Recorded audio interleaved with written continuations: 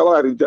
Le Cameroun ne va rien faire, il le sait très bien. Là, je parle parce que les dirigeants du Cameroun le permettent de faire ça, parce que le Cameroun ne se respecte pas. Comment il peut parler comme ça avec Eto'o, lui là? Il a fait quoi? Il n'a rien fait. Il vient de quel pays même? C'est pas une Belge. C'est pas une Belge, ce monsieur-là. Oui, c'est un Belge. C'est un Belge. Il n'a jamais gagné le championnat d'Europe. Il n'a jamais gagné le Coupe du Monde.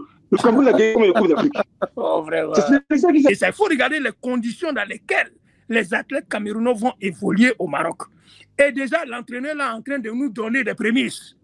Il est en train de préparer un argument. C'est un argumentaire qu'il est en train de préparer. Parce que quand ça ne va pas aller, il dira non. Écoutez, regardez du côté de Samuel Eto'o. C'est vrai, c'est vrai. Vous savez, moi, il y a longtemps, je viens les Blancs. Oui, ça c'est psychologique en fait. Exactement, tu as tout compris. Je n'ai pas pensé à ce côté-là. C'est très intéressant ce que tu dis. Le monsieur est en train de préparer les esprits. Eto'o, c'est sur le continent, par rapport à sa carrière. On doit respecter ce monsieur. Eto'o est légitime. Jamais Eto'o sera remboursé. Eto'o a donné son sang pour le Cameroun. Eto'o est venu avec une certaine conception pour changer le football camerounais par rapport à son amour pour son pays, pour le football. Parce que vous devez comprendre que nos grands champions, ceux qui doivent être à la tête du football mondial, parce qu'eux connaissent le football, ils se saignent. Donc aujourd'hui, il veut se présenter en tant que dirigeant. Eto'o n'a pas besoin d'argent pour gagner, pour être à la tête du Cameroun. Il a gagné suffisamment d'argent. Donc il vient pour l'amour de son pays. Donc ce mec qui doit nous respecter. De la même manière dont le Blanc ne nous respecte pas là. C'est ce qu'il fait actuellement là. Donc lui là, il veut rien du tout. Eto'o, c'est le Cameroun. Eto'o, c'est l'Afrique. Donc ce monsieur là, il va. Je sais pas, à un moment donné, je me posais des questions si c'était un problème de langue, parce que je crois qu'il est pas francophone. Mais là, c'est plus un problème de langue. Je pense que c'est plutôt un manque de respect et un manque de considération. Donc, après, ça ne m'étonne pas. C'est l'environnement aussi du football camerounais. Je ne sais pas comment ils ont fait. Hein. Moi, ce n'est même pas une affaire des gens, des présidents, même des fédérations. Mais il n'a qu'à avoir une décence. Ce monsieur-là, cet entraîneur-là. C'est une question d'avoir une certaine décence dans ce qu'on exprime. Est-ce que vous voyez? Quand vous vous exprimez, puis vous n'avez pas de décence, et puis vous n'avez pas de contenu, mais quand ça vous tombe sur la tête, là, comme l'entraîneur malien, là, on ne peut que verser l'eau sur votre tête. Et le monsieur, là, je crois que c'est vers là, il s'en va. Parce que s'il a fait une défaite, 2 défaites, et que le Cameroun ne passe pas le premier tour, mais il est foutu. Mais je me pose la question, est-ce que ce monsieur-là... Ne nous attendons pas à ce que le ministre des Sports, qu'il a nommé justement pour régler les comptes à Eto'o, là, que lui vienne faire une déclaration, genre un tweet, ou bien une déclaration pour dire oui, en tant que Camerounais, ce que ce monsieur-là a fait là, Eto'o, c'est une légende pour le Cameroun, et qu'on est tous indignés. Non, hein. Il a recruté le monsieur pour ça, pour régler le compte à Eto'o. Voilà. Donc, et tout ce qu'il fait, tout ce qu'il pose. On pose une question à Marc Brice, le sélectionneur camerounais, qui n'a rien à voir avec Samuel Eto'o. Et il profite pour se foutre de Samuel Eto'o, avant même de répondre à la question. Ce mix est bien. Et la seule chose, on doit rester soudés, on doit rester motivés. On n'a pas peur de aucun. Ça doit être très, très clair. On hérite quand même du pays tenant du titre, la Côte d'Ivoire. C'est quand même assez excitant comme challenge. Surtout, il y a une histoire contre 2 pays. Alors, je suis au courant de ça. Mais on n'a pas peur, on n'a pas peur de rien, on n'a pas peur d'Eto'o, on n'a pas peur de Côte d'Ivoire non plus. Alors la seule chose, on doit la concentration est de nous-mêmes et de pas de l'adversaire. Alors bien sûr, ils ont gagné le dernier camp, Côte d'Ivoire, mais on n'a pas peur. On est prêt à ce moment que le premier match va commencer. Maintenant, chacun va nous donner son avis sur le manque de respect de Marc Brice, le sélectionneur camerounais, à Samuel Eto'o sur le sol africain. Marc, je sais que tu as le même nom que le sélectionneur, camerounais. C'est le seul point commun, par exemple. c'est pas que j'ai fait exprès, c'est pour te préciser que c'est pas parce que tu as le même nom que lui que je te passe la parole en premier. Mais ce manque de respect à Samuel Eto'o sur le sol africain, son patron en plus, il est considéré être Samuel est considéré être son patron. Qu'est-ce que toi tu penses de ça? Bon, moi ce que je pense, moi j'ai une règle dans la vie, hein, on obtient ce qu'on mérite. Ok. Le respect, il s'impose pas, il s'inspire. Quel respect le Cameroun veut inspirer en gérant ses affaires, de la manière dont il les gère. Normalement, même cette fédération, elle devrait depuis longtemps être sous tutelle. Honnêtement, quand je vois le Cameroun évoluer, je suis tellement content d'être ivoirien. On est maintenant, en fait, on évolue vraiment sur deux planètes différentes. Là, on a une Côte d'Ivoire qui se structure, qui se fixe des objectifs et qui va de l'avant, même si on a des critiques, etc., envers la fédération, mais qui va de l'avant de manière cohérente, etc. Et on a un Cameroun qui est toujours englué dans ces crises auto-construites là. Et le plus extraordinaire, c'est que malgré tout, ils ont des résultats, donc grand bien leur face, mais évidemment que c'est absolument inacceptable qu'un sélectionneur puisse avoir cette attitude-là comme ça en public, à la face du monde, envers son président de fédération. Mais quand tu vois notamment l'épisode qui avait eu lieu justement à la fédération camerounaise de foot, où Eto'o se retrouvait à se disputer avec un envoyé du ministère, etc.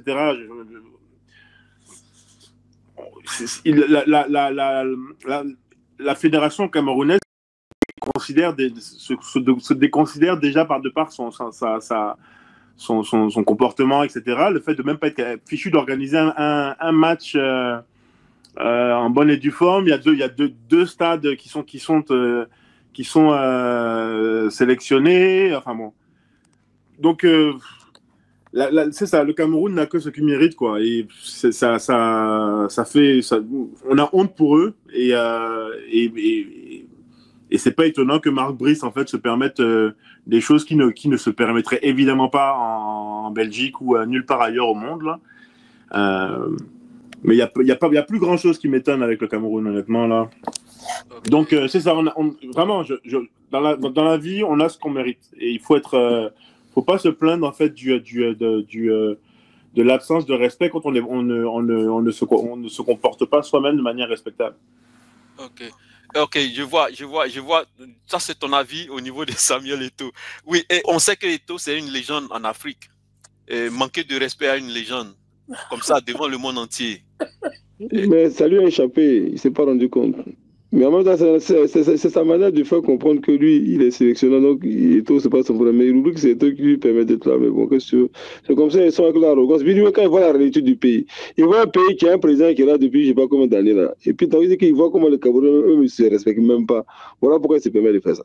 Tout simplement. Donc, c'est une bonne leçon pour eux-mêmes. Parce que de la même manière que nous, les Africains, on ne s'aime pas et puis on ne se respecte pas là. C'est bien fait pour eux. Parce qu'ils ont une grande bouche. Comment ils peuvent se permettre de dire qu'ils sont le continent? Avant d'être continent, il faut déjà être un pays. Donc, respectez-vous, les frères Camerounais. On a beau être la belle famille, comme vous dites là. Mais sur le terrain, vous n'avez pas de génération. Le coup de Camerounais est mort depuis longtemps. Ils n'ont plus de joueurs. Le seul joueur qui est toujours présent, c'est leur gardien. Sinon, le Cameroun n'a plus de génération. Voilà la réalité. Donc, le Cameroun ne peut pas faire quelque chose à la CAN. Donc, ils vont être là pour supporter la Côte d'Ivoire. C'est de ça qu'il s'agit, modestement. Bon, à première vue, hein, ça paraîtrait comme c'est un peu du coq à l'âne. Parce qu'en fait, la question qu'on lui a posée n'est pas en relation avec M. Samuel Eto'o. Mais quand on réfléchit profondément, il y a un message que le monsieur est en train de donner. C'est pour dire que jusqu'à présent, il y a effectivement un problème au niveau de la gestion du football camerounais entre la fédération. Il est prêt même à interdire au Eto'o d'entrer dans les vestiaires lors des matchs. Il a déjà pris cette décision. Bon, mais je ne sais pas. Je ne vais pas rentrer dans ces détails-là. Mais ce que je voulais dire simplement, c'est que l'expression du monsieur, ça vient du fond de son cœur. Et ce qu'il veut dire, il veut dire que le Cameroun n'a pas seulement comme adversaire la Côte d'Ivoire, ou bien les autres équipes. Mais il y a aussi un adversaire qui est à côté de nous, qui est M. Eto'o. Donc il y a deux cas. C'est ce qu'il veut dire, c'est ça le message. Pour dire quoi? Que jusqu'à présent, on n'entend pas leur histoire, mais il y a une histoire qui couvre. Vous savez, moi j'aime quelque chose souvent chez les Blancs. Le blanc, il n'aime pas garder ce qui est en lui, là, qui bouillonne en lui, là. Il n'aime pas garder ça éternellement. Il finit toujours par sortir. Ils sont comme ça. Ça dit, il va faire comme nous, il va s'asseoir dessus, mais à un moment donné, il ne tient pas, il dit, moi, j'ai dit ma chose. Parce que c'est la réalité qui est là. Donc, ce que les gens, les sportifs doivent comprendre, c'est qu'il y a quelque chose qui couvre dans le football camerounais entre ces deux camps-là. Et on a toujours vu ça. Donc, ça continue. Maintenant, ce que lui il veut dire, je pense, il veut dire qu'il est serein, que lui, son objectif n'a pas peur de quelqu'un. Il s'en va pour jouer son ballon, il va remporter ce qu'il a remporté. Évidemment, que ça soit exprimé de cette manière-là, c'est déconcertant, quoi, en fait. Parce que moi, ce n'est même pas une affaire de légendes ou bien de présidents, même de fédérations. Mais il n'a qu'à avoir une décence. Ce monsieur-là, cet entraîneur-là. C'est une question d'avoir une certaine décence dans ce qu'on exprime. Est-ce que vous voyez? Quand vous vous exprimez, puis vous n'avez pas de décence, et puis vous n'avez pas de contenu, mais quand ça vous tombe sur la tête, là, comme l'entraîneur malien, là, on ne peut que verser l'eau sur votre tête. Et le monsieur, là, je crois que c'est vers là, il s'en va, parce que s'il a fait une défaite, 2 défaites, et que le Cameroun ne passe pas le premier tour, mais il est foutu. Mais je me pose la question, est-ce que ce monsieur-là, pour qu'il arrive jusque-là, est-ce qu'il n'est pas couvert? Est-ce qu'il n'y a pas un certain parapluie atomique là qui le couvre, dont il est sûr de lui? C'est ça la réalité. Donc le monsieur n'explique, à mon avis, que ce qui est en lui, et évidemment, c'est décevant de lui qui n'est pas une certaine capacité de retenue, et puis savoir vraiment avoir de la décence dans ce qu'il veut dire. Bah, pour moi, je pense que ça donne même pas lieu d'épiloguer là-dessus. Hein. C'est depuis le début, la nomination de ce coach à la tête des joueurs de l'équipe de Cameroun, ça s'est pas passé dans de bonnes conditions. On a vu qu'il était en confrontation directe avec son président de fédération. Donc, il a aucun respect, je dirais, pour l'autorité de Samuel Eto'o. Donc, pour lui, la seule personne à qui peut-être il doit des comptes, c'est au ministre des Sports. Raison pour laquelle il fait ses sorties, il témoigne d'aucune élégance. Je sais pas, à un moment donné, je me posais des questions si c'était un problème de langue, parce que je crois qu'il n'est pas francophone. Mais là, je pense que c'est plus un problème c'est plus un problème de langue. Je pense que c'est plutôt un manque de respect et un manque de considération. Donc, après, ça ne m'étonne pas. C'est l'environnement aussi du football camerounais. Je ne sais pas comment ils ont fait. Hein. Ils sont forts quand même. Je ne sais pas comment ils ont fait pour remporter la CAN 2017, mais le Cameroun, c'est compliqué. J'ai l'impression que c'est compliqué chez eux. L'organisation, les choses sont difficiles. Et je pense que là encore, ce qui vient de se passer récemment, ça démontre à quel point ça va pas être facile. Ça va pas être facile pour le Cameroun. J'espère que ils vont régler leurs problèmes. Mais bon, si la compétition commence comme ça dans ces situations, je donne pas cher avant même la CAN.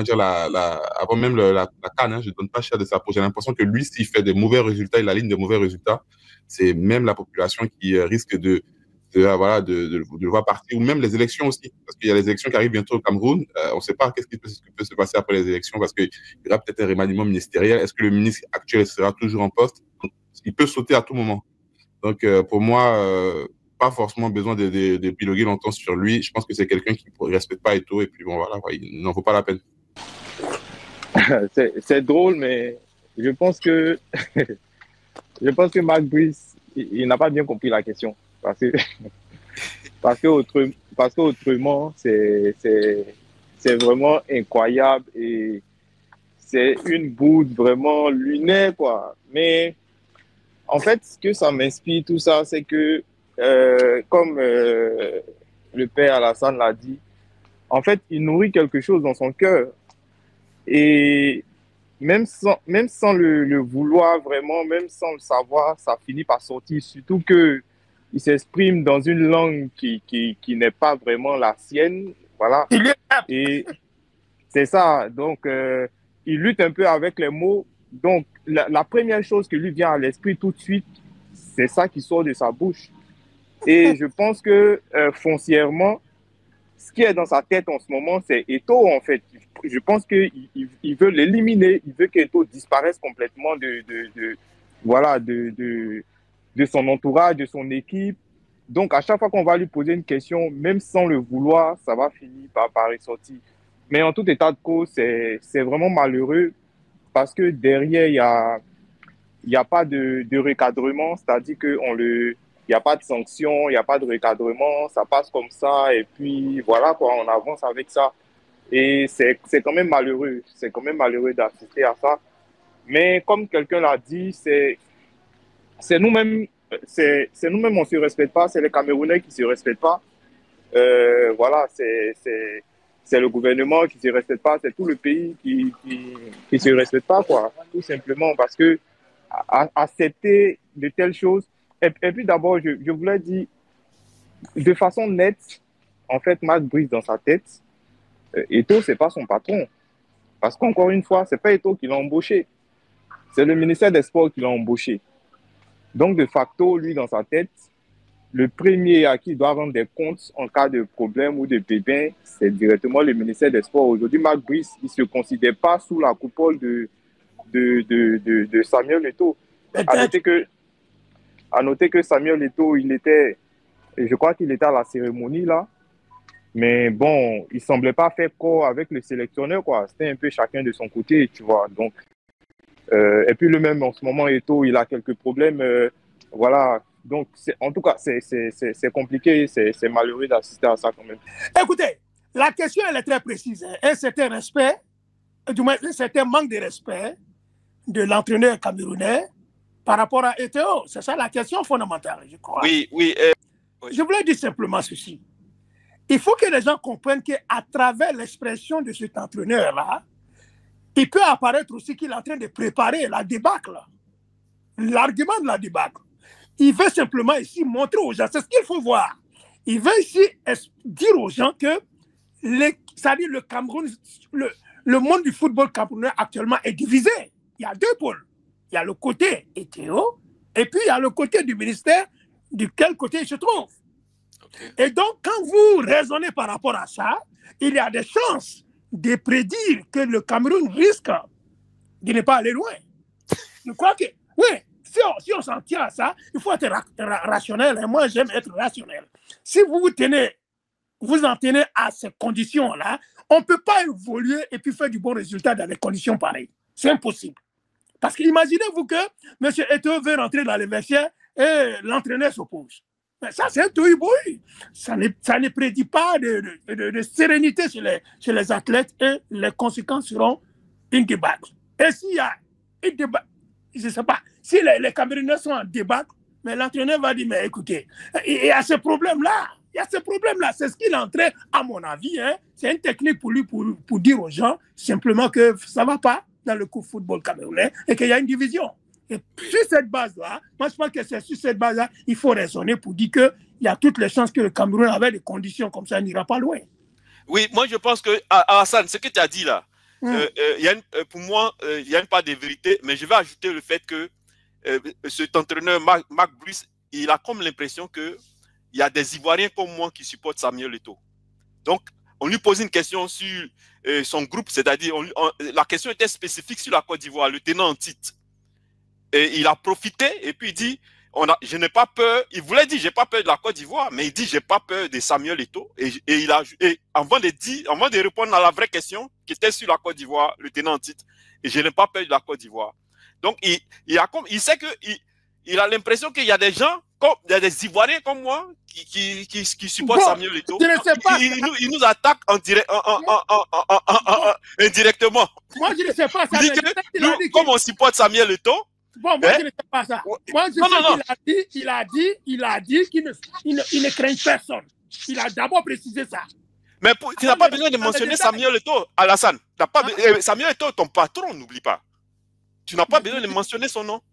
Tu peux dire que je ne crains personne. Et puis tu ne dis pas, tu ne parles pas de Samuel Eto'o. Mais c'est ce qu'on dit. Et puis dans la forme. Le monsieur est en train de vous exprimer ici ce qu'il ressent dedans. Il a en train de vous exprimer la réalité du football camerounais présentement. Pour dire qu'il y a toujours le même problème qui mine l'équipe du Cameroun. Il y a un bicéphalisme qui ne dit pas son nom. Et tu sais, c'est dans une conférence mondiale, sur le plan mondial, tu viens exposer ça. C'est un problème interne. Ça n'a rien à voir avec... c'est un problème au Cameroun. La question, il ne dit que ce qu'il pense. Mais va au Cameroun et puis tu dis ça aux journalistes camerounais. C'est pas au Cameroun qu'on lui a posé la question. Les Camerounais, écoutez, moi, Franck, il y a quelque chose que je dois te souligner ici. Toi, tu as dit que tu trouves insupportable, monsieur. Pourtant, les Camerounais le trouvent supportable. Et ça, c'est vrai. C'est vrai. Les Camerounais l'acceptent là-bas, pourtant. Oui, mais on l'accepte surtout parce qu'il a de bons résultats avec son équipe. Bon, pourquoi tu veux être... Franck, pourquoi tu veux être plus royaliste que le roi? Moi, je ne comprends pas. Non, s'il était mauvais, tu allais voir que tout le monde allait tomber sur lui. S'il vous plaît. Tout à l'heure, il y a quelqu'un qui disait que il y a un problème, c'est qu'on n'arrive pas à le rappeler à l'ordre. Il ne fait que répéter les mêmes choses. Il y a une certaine tendance là, et ils se sont à l'aise dedans. Cela veut dire quoi? Qu'il est à l'aise avec les Camerounais. Personne ne lui dit, hey, ce que tu dis là n'est pas normal. Donc, il va répéter. Mais ce que je voulais surtout dire, si on doit raisonner sur le résultat que le Cameroun pourra produire ou pas, ça ne sera pas de prendre des anciens matchs, des anciens... Non, il ne faut pas regarder ça. Il faut regarder les conditions dans lesquelles les athlètes camerounais vont évoluer au Maroc. Et déjà, l'entraîneur est en train de nous donner des prémices. Il est en train de préparer un argument. C'est un argumentaire qu'il est en train de préparer. Parce que quand ça ne va pas aller, il dira non. Écoutez, regardez du côté de Samuel Eto'o. C'est vrai, c'est vrai. C'est ça. Vous savez, moi, il y a longtemps, je viens les Blancs. Oui, ça c'est psychologique en fait. Exactement, tu as tout compris. Je n'ai pas pensé à ce côté-là. C'est très intéressant ce que tu dis. Le monsieur est en train de préparer les esprits. C'est vrai, il est en train de préparer les esprits. Et Axel, la VAR serait là, je pense. Le fauteuil blanc aussi serait là parce qu'il est en train de préparer les esprits. Axel serait... De toute façon, j'ai jamais refusé le fauteuil blanc. J'adore ça même. Mais pour tout dire, moi je suis peut-être en partie d'accord avec vous, mais je ne pense pas véritablement qu'il est en train de préparer les esprits parce qu'en ce moment, Eto'o ne lui met pas les bâtons dans les roues. Voilà, Eto'o le laisse travailler. Il n'y a plus, tout à l'heure, le doyen Alassane a parlé de bicéphalisme. Je pense que maintenant, il y a un certain calme qui est revenu au sein de l'équipe. En tout cas, relatif, c'est très relatif. Du côté d'Eto'o, c'est calme. Mais pas Marc Brice. Lui, il n'a pas digéré encore tout ce truc-là. Oui, mais justement, c'est... Qu'est-ce que tu as fait pour dire qu'il n'y a pratiquement rien, il n'y a pas de problème? Non, je n'ai pas dit qu'il n'y a pas de problème. J'ai dit que c'est très relatif. C'est-à-dire que quoi? En ce moment, nous, dehors, depuis la dernière confrontation qu'il y a eu entre eux, on n'a plus encore entendu un problème où ils se sont attrapés là-bas, ils se sont séquestrés entre eux. Je veux dire, pour l'instant, de dehors, ce que nous, on voit, c'est que ça a l'air calme. Peut-être qu'à l'intérieur, ça boue. Mais nous, de l'extérieur, on ne voit rien. Et je ne vois pas aussi Eto'o être dans les pattes de l'entraîneur. La preuve, lors de leur dernier rassemblement, je crois qu'ils ont joué. Eto'o, il n'était même pas au Cameroun. Il allait regarder les filles en Colombie, la Coupe du Monde féminine. Je ne sais pas quoi, il allait regarder. Justement, tu sais, je pense qu'au Cameroun, et Diane a bien fait de parler des élections qui arrivent, c'est qu'il y a énormément de luttes de clans qui sont parallèles en fait aux luttes politiques. Et ce que Marc Brice s'est permis de faire, c'est révélateur justement du rapport de force qui est en train de se mettre en place. Moi, je pense que dans les coulisses, il y a beaucoup de choses qui se passent en fait. Et je pense que Eto'o est progressivement en train de se faire mettre de côté. Oui, mais ça on est d'accord. Il y a des signes qui ne trompent pas. Il y a des signes qui ne trompent pas. Nous, on aime amadouer les choses. Nous, on aime cacher les choses. Pourtant, ça pourrit en bas. Mais la plupart du temps, ces Occidentaux, quand ils ont quelque chose dedans, il suffit de leur donner une petite opportunité. Ils disent ce qui est caché. Parce qu'il n'a aucun intérêt à dire qu'il n'a pas peur de Eto'o. S'il le dit, c'est parce qu'il y a problème. En tout cas, je pense que d'ici la prochaine CAN, il y a un cadavre qui va mourir. Jean-Noël, on va passer la parole à Jean-Noël et puis on va essayer, après l'intervention de Jean-Noël, on va faire ce qu'on a l'habitude de faire et puis chacun va donner son dernier mot. Oui, on lui a demandé, il a répondu que c'était, on lui a demandé sur la belle famille, voilà, est-ce que vous avez peur de la Côte d'Ivoire? En fait, de la même manière qu'on n'a pas peur de Samuel Eto'o, eh bien, on n'a pas peur de la Côte d'Ivoire.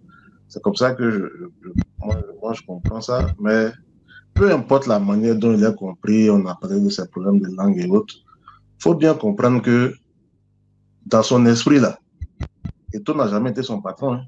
C'est une erreur d'appréciation de dire que Eto'o est son patron. Ce n'est pas Eto'o qui l'a nommé. Il a été nommé par le ministre des Sports. En réalité, qu'est-ce qui se passe? Il y a une guerre ouverte entre le ministre des Sports du Cameroun et puis le président de la fédération qui est Samuel Eto'o. Bien qu'ayant été élu par les clubs là-bas et ainsi de suite. Donc, en réalité, dans cette guerre ouverte-là, il a choisi quelqu'un qui dans son travail a amené à échanger régulièrement avec la presse, à faire des points de presse, des conférences de presse. Mais justement, c'est le bras séculier du monsieur. Hein. Voilà. Quand je vous entends dire, oui, pourquoi il n'est pas repris, il ne sera jamais repris. Ne nous attendons pas à ce que le ministre des Sports, qu'il a nommé justement pour régler les comptes à Eto'o là, que lui vienne faire une déclaration, genre un tweet ou bien une déclaration pour dire oui, en tant que Camerounais, ce que ce monsieur-là a fait là, Eto'o c'est une légende pour le Cameroun et qu'on est tous indignés. Non, hein. Il a recruté le monsieur pour ça, pour régler le compte à Eto'o. Voilà. Donc, et tout ce qu'il fait, tout ce qu'il pose comme pas, enfin, toutes ces sorties-là, c'est clairement ce que ça montre en ligne de mire. Donc, faut pas être surpris outre mesure. Eto'o sur le continent, par rapport à sa carrière, on doit respecter ce métier. Eto'o est légitime. Jamais Eto'o sera remboursé. Eto'o a donné son sang pour le Cameroun. Eto'o est venu avec une certaine conception pour changer le football camerounais par rapport à son amour pour son pays, pour le football. Parce que vous devez comprendre que c'est nos grands champions là, ceux qui doivent être à la tête du football mondial. Parce qu'eux connaissent le football. Ils se saignent. Donc aujourd'hui, il veut se présenter en tant que dirigeant. Eto'o n'a pas besoin d'argent pour gagner, pour être à la tête du Cameroun. Il a gagné suffisamment d'argent. Donc il vient pour l'amour de son pays. Donc c'est mieux que nous le respecter. De la même manière dont le blanc ne nous respecte pas là. C'est ce qu'il fait actuellement là. Donc lui là, il veut rien du tout. Eto'o c'est le Cameroun. Eto'o c'est l'Afrique. Donc ce monsieur là, il a rien à faire. Si vous voulez savoir la réalité, le Cameroun ne va rien faire, il le sait très bien. Là, il parle parce que les dirigeants du Cameroun le permettent de faire ça parce que le Cameroun ne se respecte pas. Comment il peut parler comme ça avec Eto'o lui là? Il a fait quoi? Il n'a rien fait. Il vient de quel pays même? C'est pas une Belge. C'est pas une Belge, monsieur là. Oui, c'est un Belge. C'est un Belge. Il n'a jamais gagné le championnat d'Europe. Il n'a jamais gagné le Coupe du Monde. Le Cameroun a gagné comme le Coupe d'Afrique. Oh, vraiment. C'est ça qu'il s'agit. Il ne peut pas parler. Oui, c'est vrai. Désolé. C'est quoi? C'est pas vous donner l'importance à quelqu'un qui n'existe pas. C'est pas n'importe qui. De la même manière dont il parle de toi, ils se moquent de nous les Africains, ils nous insultent tous les jours. Mais c'est la vérité. Ce manque de respect à notre légende, il se moque des Africains. Est-ce qu'on m'entend, s'il vous plaît? Oui, on t'entend. Jean-Noël, attends, faut laisser Serge finir. Oui. C'est nous l'Afrique. Ils se moquent de nous les Africains. Ils se moquent de nous les Africains, je suis d'accord avec toi. Alassane. Alassane serait éliminé au premier tour. C'est très bien. En tout cas, oui, okay. On fait quelque chose. En fait, ce que moi je voulais dire, je comprends bien hein, qu'on ait un certain amour propre pour nos légendes en crochet, on va dire, je vais dire ça comme ça. Mais ce que je veux dire, nos légendes là, est-ce qu'il n'y a plus maison que leur propre pays où on doit d'abord les défendre? Non. N'allez pas me demander à un Soudanais de venir défendre Eto'o contre ce blanc-là dans son propre pays. Non, c'est les Camerounais d'abord même qui doivent montrer qu'ils veulent défendre leur légende, s'il y a lieu de le défendre. Mais ce qui se passe, c'est que quoi? Il y a un bras de fer qui est réel. Peut-être que nous cachons, nous les Africains, nous cachons, nous avons caché. Mais le blanc là, lui, il ne va pas cacher pour lui, il va dire ce qui se passe. Il ne va pas garder ça dedans. Dès qu'il y a l'occasion, il va sortir. Parce que le problème est toujours là. Maintenant, ceux qui devaient essayer de rappeler ce monsieur-là, alors, et puis protéger notre légende encore entre crochets, mais c'est les Camerounais d'abord. Mais le monsieur, il continue de faire son travail à l'aise, il parle comme il veut. On ne le rappelle pas à l'ordre. Et puis vous voulez que moi je fasse quoi? Moi, j'ai crié sur les Camerounais pourquoi ils ne me ramènent pas à l'ordre de ce monsieur-là. Non, c'est eux qui l'ont. C'est eux qui sont allés le choisir, là. Chacun a sa liberté, là. Et Alassane, juste pour appuyer ce que tu dis aussi, ou pour aller au-delà, on parle, c'est bien de la légende Eto'o, là, on parle bien du même gars qui s'est battu comme un va-nu-pied au Qatar, là. Honnêtement, moi, je veux bien qu'on érige des statues, là, pour un grand joueur comme celui comme a été Eto'o. Mais encore une fois, je dis, le respect, on l'obtient que lorsqu'on est respectable. Honnêtement, Eto'o, depuis qu'il a pris les commandes de la fédération camerounaise, n'a pas fait preuve déjà, même au niveau stratégique, n'a pas été terrible, parce qu'en fait, il est rentré directement en confrontation avec le ministère, etc., alors qu'il avait tout intérêt d'arrondir les angles, stratégiquement. Et puis, deuxièmement, le spectacle qu'il nous a donné à voir, que ce soit au Qatar, en se battant comme un gamin avec un inconnu, ou en criant sur l'envoyé du ministère, ben écoute, c'est pas très reluisant. Hein. Donc dans tous les cas, je pense pas qu'il faille en faire tout un fromage. Là, écoute, encore une fois, la fédération camerounaise n'obtient que ce qu'elle a semé, et que le fruit qu'elle a semé, c'est-à-dire en fait, tu n'arrives à rien dans une désorganisation pareille, là. À rien du tout. Mon frère, je suis désolé, tu peux pas parler comme ça du tout.